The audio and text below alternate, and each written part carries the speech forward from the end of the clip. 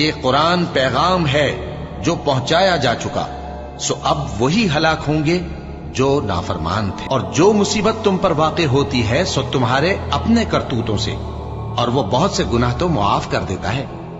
اور تم زمین میں اللہ کو عاجز نہیں کر سکتے، اور اللہ کے سوا نہ تمہارا کوئی دوست ہے اور نہ مددگار۔ اور اسی کی نشانیوں میں سے سمندر میں چلنے والے جہاز ہیں پہاڑوں جیسے۔ اگر اللہ چاہے تو ہوا کو ٹھہرا دے کہ جہاز اس کی سطح پر کھڑے رہ جائیں۔ ہر صبر اور شکر کرنے والے کے لیے ان باتوں میں قدرت کے نمونے ہیں، اور جو صبر کرے اور قصور معاف کر دے تو یہ بڑی ہمت کے کام ہیں۔ اور اس شخص سے بڑھ کر بات کا اچھا کون ہو سکتا ہے جو اللہ کی طرف بلائے اور عمل نیک کرے اور کہے کہ میں مسلمان ہوں۔